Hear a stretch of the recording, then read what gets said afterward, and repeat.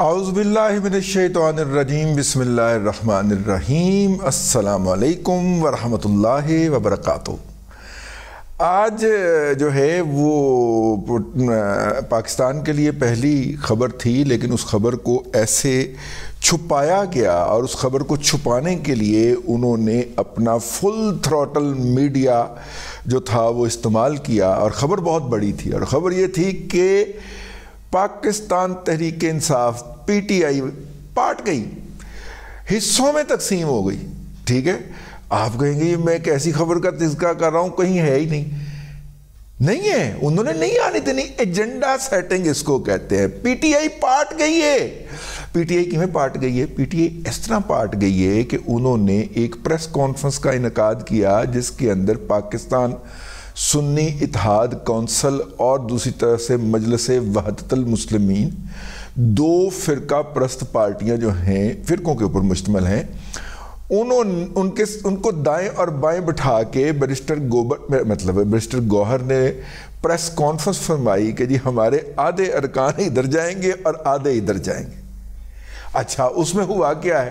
اس میں سے کچھ ممبران نے آگے کہا کہ وہ ماما کہتی ہیں یہ گندے بچے ہیں، ان کے ساتھ نہیں کھیلنا ہم نے۔ ٹھیک ہے، کسی نے ان کے بارے میں آگے کہا کہ ماما کہتی ہیں یہ گندے بچے ہیں، ان کے ساتھ نہیں کھیلنا، اور کسی نے ان کے بارے میں کہا کہ ماما کہتی ہے گندے بچے ہیں۔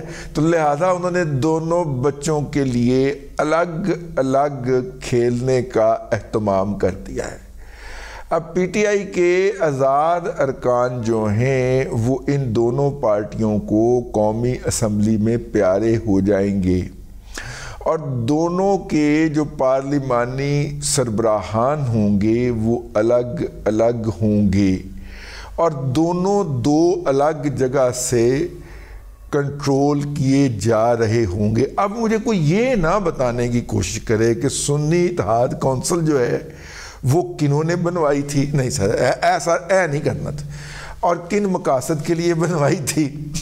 ٹھیک ہے، اب یہ نہ کوئی بتائے ہمیں۔ ٹھیک ہے، تو بہرحال وہ پھر کنٹرول ہوں گے دو مختلف جگہ سے، اور بیرسٹر گوہر بہرحال ان کا کمانڈر نہیں ہوگا۔ عظمیٰ باجی ان کی جو ہے، علیمہ باجی ان کی بہرحال کمانڈر نہیں ہوں گی، ان کا کمانڈر پھر پائن کوئی اور ہی ہوئے گا۔ ایم ڈبلیو ایم کا کوئی پاکستان کے بیرون سے ہو سکتا ہے اور کہیں اور سے ہو سکتا ہے۔ تو یہ پہلی تو خبر آپ یہ سن لیں اور انجوائے کرنا ہے آپ نے۔ کافی کا مگ آئے، مونگ پھلی، اجے مونگ پھلی کا سیزن ہے، آئے پھنی ہوئی مونگ پھلی پٹھان دی، آئے انجوائے کرنا ہے۔ تسی دیکھو کہ کس طرح ڈیزالو ہو رہا ہے۔ تو یہ ہے جی آج کی جو پہلی خبر ہے، میں نے کہا کہ یہ پھوڑی جائے آپ کے سامنے اور آپ کی خدمت میں عرض کیتا جاوے کہ جناب اے کم پہ گیا۔ اب آ جاتے ہیں دوسری خبر کے اوپر، اور دوسری خبر یہ ہے کہ پاکستان کے سب سے بڑے دوست چین نے ہمارے 2 ولاگز کے بعد پاکستان میں ہونے والے انتخابات کو ویلکم کر لیا ہے۔ اچھا، پھر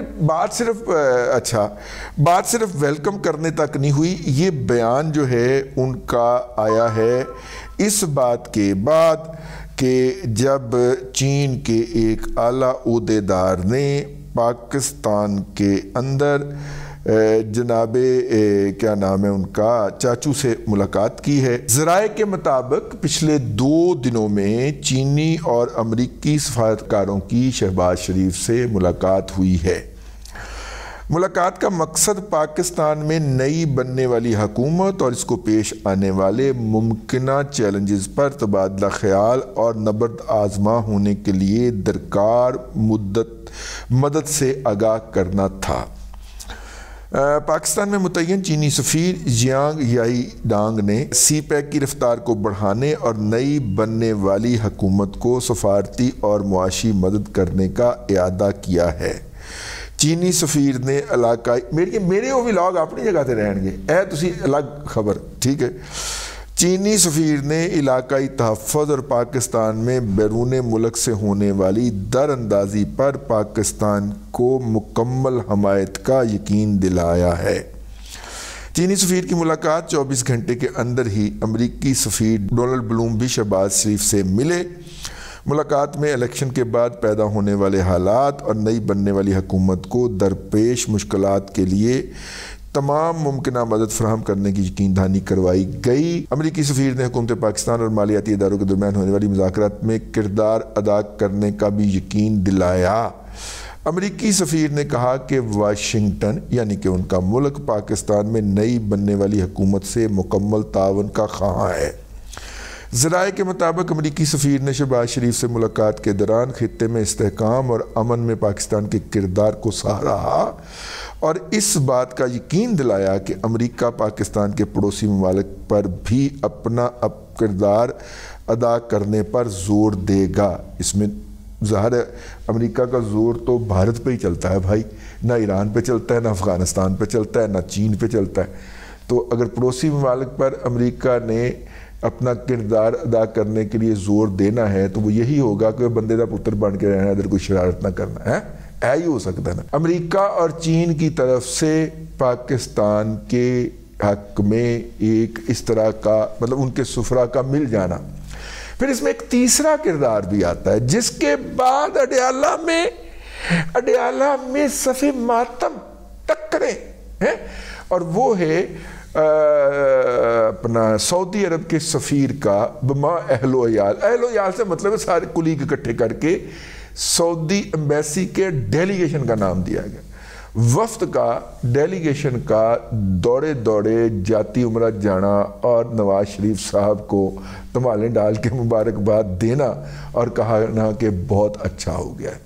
میں نے آپ کو اپنے ولاگ کے اندر بتا دیا تھا کہ سعودی عرب ہمارا دوست جو ہے وہ اس بات پہ مطمئن ہے اور اس بات پہ مطمئن ہے کہ پی ٹی آئی نہیں آئی، لیکن ساتھ ہی اس تشویش میں بھی مبتلا ہے کہ ایم ڈبلیو ایم کو عوام کا مینڈیٹ نہ ہونے کے باوجود بھی ایک بڑی پارلیمانی قوت کے طور پہ پاکستان کے اندر لانچ کر دیا گیا ہے پی ٹی آئی کے ذریعے، اور یہ لبنان کی اور یمن کی اور اس طرح کی صورتحال جو ہے اس کو دہرانے جا رہے ہیں۔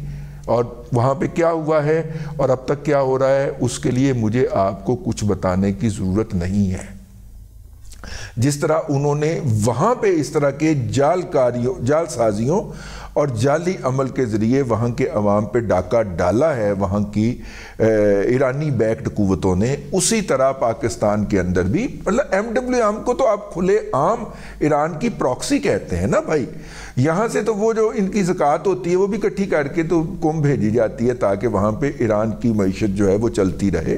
تو اس سے آپ اندازہ کر سکتے ہیں وہ کیا ہوتا ہے، خمس ہوتا ہے ان کا، ہاں وہ خمس جاتا ہے، ایران جاتا ہے جی، یہاں پہ پاکستانیوں کے اوپر خرچ نہیں ہوتا بیچاروں کے اوپر، نہ ان سے اکٹھا کیا جاتا ہے صرف۔ تینوں ممالک نے جو ہے سعودی عرب، چائنا اور امریکہ، انہوں نے پاکستان کے اندر نئی آنے والی حکومت کے لیے جو بہرحال پی ٹی آئی کی نہیں ہے، ٹھیک ہے، کم وقت میں جس کی بھی ہوگی، نئے الیکشن ہو جائیں گے، پی ٹی آئی کی حکومت تو نہیں آ رہی، تو اس کے اوپر جو ہے وہ اپنے تعاون کا اظہار کر دیا ہے۔ تو اس تعاون کے نتیجے کے اندر پائن ماتم تو پینے ہی سن، اڈیالہ کے اندر بہت ماتم پیا ہوا ہے اس ویلے۔ اب انہوں نے محاذ کھولا ہے، انٹرنل محاذ، لوکل محاذ۔ یہ محاذ ان کے دو فریقین یا ان کے دو چمپو یا ان کے دو ایجنٹ لڑیں گے۔ ایک تو ہوں گے عدلیہ کے محاذ کے اوپر، ہائی کورٹ کے، لوور کورٹس کے ججز جو ہیں وہ پی ٹی آئی کے یوتھیوں کا کردار ادا کریں گے اور ہر وہ گند ڈالنے کی کوشش کریں گے جو موجودہ حکومت کے لیے مسائل کا باعث ہو، نہ صرف کہ حکومت کے لیے بلکہ ریاست کے لیے، ملک کے لیے۔ اور اس کی مثال موجود ہے، جب آئی ایم ایف کے ساتھ پاکستان کے مذاکرات ہو رہے تھے تو یہ اقبال ظفر جھگڑا اینڈ کمپنی نے اور شوکت ترین نے کس طرح آئی ایم ایف کو خط لکھا تھا، ان کی کال پکڑی گئی تھی کہ جناب پاکستان کے لیے آپ پیکج اپروو نہ کریں، اگر آپ کو یاد ہو تو وہ والا تو یہ رنگے ہاتھوں پکڑے جا چکے ہوئے ہیں نا، تو اس لیے ان سے کچھ بھی توقع کی جا سکتی ہے۔ یہ جلب قوت کے اندر اندھے ہو چکے ہوئے ہیں، ٹھیک ہے۔ اور آپ کو میں ایک بات بتاؤں، ڈنگر ڈاکٹر نے مجھے بتایا کہ جب کتا جو ہے وہ ہلکا جاتا ہے تو اس کو نظر آنا بند ہو جاتا ہے، اور ان کو بھی نظر آنا بند ہو چکا ہوا ہے. یہ بات آپ نے نوٹ رکھنی ہے.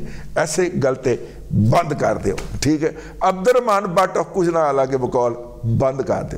اب تک کے لیے اتنا ہی. اگلے ولاگ کے اندر پھر حاضری ہوتی ہے. اللہ تبارک و تعالیٰ آپ کو آسانیاں عطا کرے اور آسانیاں خلق خدا میں تقسیم کرنے کی توفیق عطا کرے.